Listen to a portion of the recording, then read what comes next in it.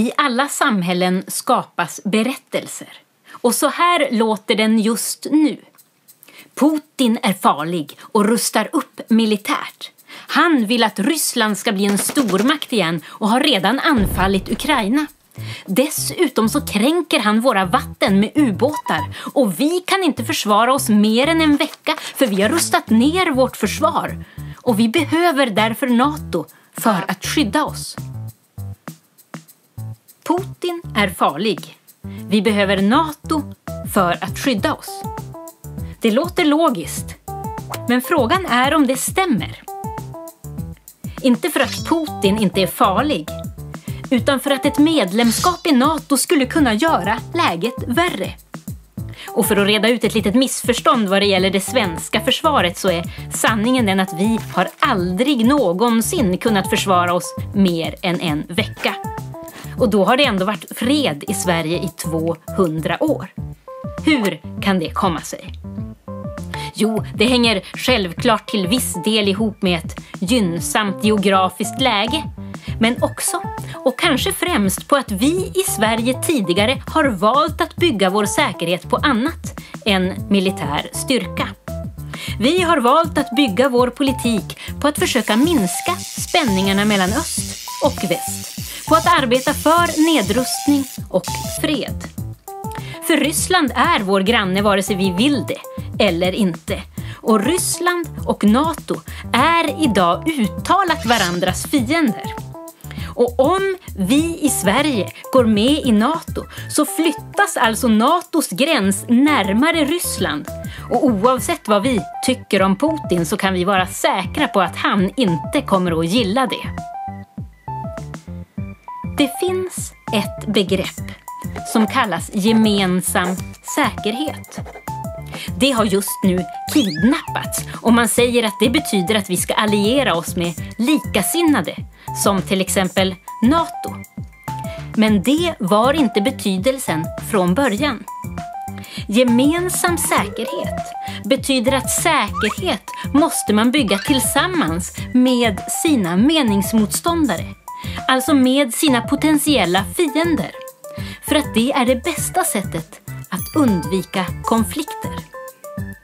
Så frågan är vad som är klokast just nu.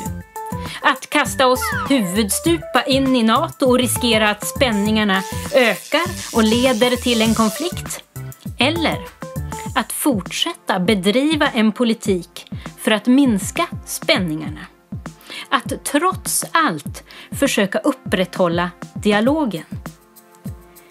Det finns en del som säger att Sverige redan samarbetar så mycket med NATO att ytterligare några steg mot ett medlemskap bara är en teknisk fråga.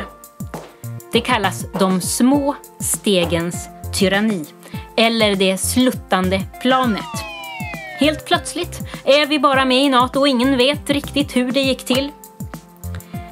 Dessutom så har NATO en artikel som heter artikel 5 och som innebär att NATO-länderna måste stötta varandra militärt om ett annat medlemsland blir anfallet. Ett anfall mot ett medlemsland räknas alltså som ett anfall mot alla. En del kallar det solidaritet.